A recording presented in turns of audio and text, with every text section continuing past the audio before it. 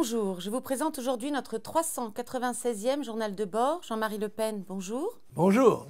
Alors, un enfant de 10 ans filmé en train d'exécuter d'une balle en plein front un djihadiste sous les ordres du demi-frère de Mohamed Merah. Voilà la vidéo qui est passée en boucle sur les réseaux sociaux. Qu'en pensez-vous? Écoutez, j'ai regardé cette vidéo, elle m'a paru étrange par un certain nombre de points. D'abord, on n'a pas vu le coup de feu, on n'a pas vu le cadavre, mais enfin, moi, ça m'a donné l'impression d'être une mise en scène. Et quel est son objectif? Ben, c'est probablement toujours la même chose, la provocation, la provocation médiatique qui fait que ça tourne sur l'ensemble des médias du monde, et puis l'utilisation d'un très jeune garçon qui peut être un appel à l'action de tous les jeunes qui dans le monde musulman, ont envie de servir le prophète. Voilà. 20 attachés parlementaires du Front National au Parlement européen sont soupçonnés d'être employés fictifs. Quelle est votre réaction? Écoutez, je ne sais pas à partir de quoi on a pu prendre lancer cette allégation, parce qu'après tout, le soupçon, on peut toujours avoir des soupçons. Je ne sais pas, pourquoi pas un soupçon de zoophilie pour M. Schulz, puisque je l'ai vu l'autre jour regarder un chien avec un drôle d'air. Alors, personne n'a raté la magnifique intervention de Marion Maréchal Le Pen, apostrophant le Premier ministre ce mercredi à l'Assemblée nationale. Qu'en avez-vous pensé? Écoutez, elle a eu un immense mérite, outre le talent qui est habituel chez notre jeune député. Elle a eu le mérite de faire sortir M. Valls de ses gonds. Il le fait assez facilement, mais là, il a montré à l'ensemble du public un visage haineux, une ardeur combative, absolument incompatible avec la dignité d'un chef de gouvernement.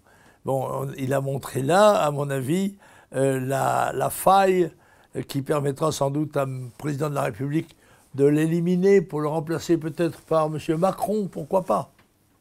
Et oui, donc cette réaction de Manuel Valls, fou furieux, etc., on n'a jamais vu ça nulle part. Oui, c'est vrai. Oui, il avait l'air d'un malade.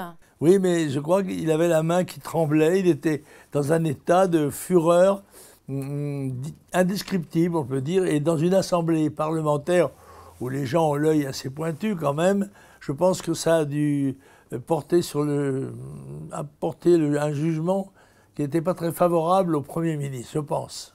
Alors pendant ce temps-là, François Hollande, président de la République, lui est en campagne. Champagne à l'Élysée, entre autres, pour les frondeurs. Tout ceci est-il vraiment raisonnable? Oh bon, on se partage les rôles. Valls fait le méchant. Il y a un certain don pour ça.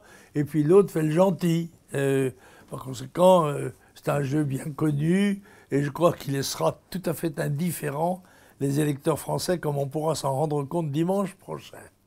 Alors, que vous inspire d'abord la nouvelle réforme du collège, présentée par la ministre de l'Éducation, Najat Belkacem, et puis ensuite, j'aimerais revenir donc sur l'affaire Macron. Oui, écoutez, c'est un nouveau plan scolaire. Chaque fois qu'un ministre remplace un autre, et Dieu sait si la rotation est rapide, eh bien, il y a un plan qui porte le nom du ministre. Alors, celui-là, Najat Belkacem, touche, je crois, l'apprentissage des langues, de 2 langues étrangères dès la 5e. Il me paraît qu'il ferait mieux d'apprendre la langue française, mais la parler correctement, ça serait plus utile pour l'unité française, pour l'identité française, que toutes ces innovations dérisoires qui d'ailleurs ne seront pas mises en œuvre, car d'ici là, il y aura eu un autre ministre de l'Éducation nationale qui aura un autre plan qui succédera à celui-là et le remplacera. Bon. Oui, d'ailleurs, le système de notation va totalement changer, paraît-il. Oui, mais... Voilà, il n'y aura plus de mauvaises notes, il n'y aura que des encouragements. C'est le serpent de mer à chaque fois. La dérive égalitariste atteint, semble-t-il, ses limites. On croyait qu'il n'y en avait pas. Ben, il semble quand même qu'on soit allé aux limites de la sottise dans ce domaine, encore que il y a des gens qui sont là qui peuvent toujours battre quelques records. Alors, une collision dramatique entre deux hélicoptères lors d'un tournage de télé-réalité français en Argentine. 10 morts, parmi lesquels 3 figures du sport français. Vous vouliez dire un mot à ce sujet? Oui, écoutez, bon, c'est toujours triste quand des gens meurent, mais ça fait partie des risques de la vie. Et donc, ce n'est pas particulièrement plus étonnant qu'un accident de train, un accident de la route ou un naufrage. Bon, ce sont des choses qui arrivent. Bon, le moment d'émotion passé, ces sportifs qui ont honoré leur pays par leur victoire doivent être salués, sans plus, voilà. Alors justement, vous veniez de mentionner le terme naufrage. Vous vouliez revenir sur l'affaire du Bugalaï-Braise. Ah oui, parce que le 13 mai, il va y avoir un jugement, je pense qu'on doit un arrêt peut-être, dans cette affaire extraordinaire. Oui, Le Bugalaï-Braise est un chalutier breton qui a coulé brutalement par l'arrière en pêche au sud des côtes d'Angleterre. Et je dois dire d'ailleurs que la thèse actuellement retenue par les parents et les amis de ces marins disparus est exactement celle que j'avais défendue une semaine après l'accident dans les colonnes de National Hebdo, où j'avais même fait un croquis montrant que la fune, c'est-à-dire le filin qui unit, fil d'acier qui unit le filet au bateau, avait dû être accroché probablement par un kiosque de sous-marins qui expliquait la brutalité avec laquelle ce bateau avait été tiré littéralement au fond de la mer avec une force exceptionnelle. Donc c'était mon expérience de matelot de chalutier qui m'avait permis de dire ça. La plupart des gens écrivant sur ces sujets n'en ayant d'ailleurs aucune connaissance de base. Et alors, la campagne électorale qui se déroule actuellement ne semble pas passionner véritablement les Français.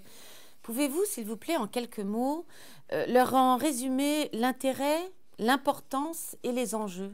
Bon, l'importance en elle-même, c'est celle d'élections départementales, les élections au Conseil général, oui. Bon, qui détient un certain nombre de pouvoirs dans un certain nombre de domaines sociaux, etc. Les collèges, bref, on connaît, enfin, on devrait connaître les prérogatives oui. Des conseils généraux, des régions, des communes. Qui désormais s'appelleront conseils départementaux. Voilà. Alors, mais comme il faut changer, que le changement ne touche pas les réformes profondes, eh ben, il faut faire des changements d'apparence. Alors, on a réduit le nombre des cantons. On pouvait espérer que ça réduirait le nombre des élus. Non, pas du tout, parce qu'on a fait 2 élus par double canton. Et pour respecter la sacro-sainte règle de la parité, il y a un homme, une femme, un homme, bref. Et ce qui va soulever un certain nombre de revendications de la part de ceux qui se considèrent comme ni l'un ni l'autre. Mais enfin, ça c'est encore une autre question, un autre problème auquel devra faire face M. Valls et peut-être même le président de la République. Voilà.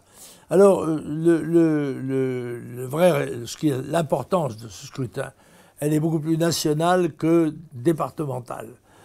Parce que, en effet, elle a été très courte, puisqu'elle aurait dû avoir un an, la campagne aurait dû avoir 1 an de recul. Là, elle a été, en quelque sorte, activée. Et en fait, en 3 mois, il a fallu boucler les choses, ce qui fait que tout le monde est au bord de la rupture comment dirais-je, des délais. Bref, ça pose un certain nombre de problèmes supplémentaires, mais la vraie raison, c'est d'interroger les Français, et pas seulement les sondages. C'est un sondage en vraie grandeur et un jugement qui sera porté sur la politique de M. Valls et de M. Hollande. Bon. Et ça, c'est très important parce que le Front National y est donné, comme pour les élections européennes, en tête. Ceci déchaîne la fureur des partis politiciens qui dirigent la France depuis 40 ans et qui ont conduit sa décadence de façon fidèle et régulière.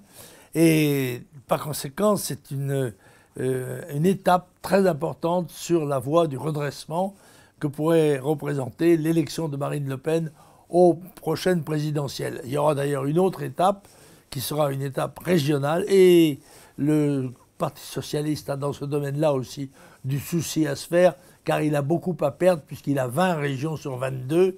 Par conséquent, là, je pense qu'on réglera des comptes. Alors, nous conseillez-vous une lecture, Président? Oh, je ne conseille pas de lecture, je peux vous dire le livre que j'ai lu. Or, il se trouve que je ne lis pas seulement des livres d'histoire ou des essais politiques, je lis aussi des romans, et particulièrement des romans policiers, voilà, remarquables, de Michel Connelly, qui est un auteur très connu, qui a déjà eu de nombreux prix. Il s'appelle L'Épouvantail. Je ne vous en décris pas, évidemment, l'histoire, parce que ça serait la gâcher, mais c'est une histoire de journaliste, de policier, et comme toujours dans les romans américains, une description sociale qui fait que quand on arrive aux États-Unis, on n'est pas tout à fait dépaysé quand on a lu beaucoup de romans américains, parce qu'ils sont très descriptifs de ce qu'est la vie dans ce pays. Et il est remarquable et très intéressant. Ils sont toujours très gros, c'est long, évidemment, avant d'arriver à la fin, au dénouement de l'intrigue, mais il vous fera passer des nuits blanches, je pense, comme moi.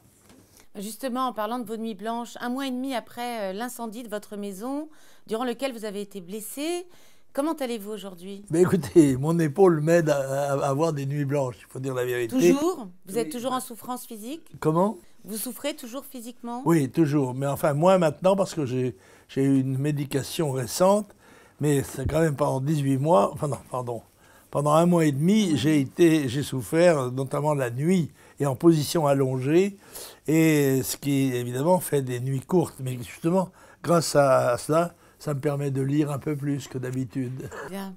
Bon, bah écoutez, je vous remercie beaucoup, et nous nous retrouverons la semaine prochaine. Probablement. Au revoir.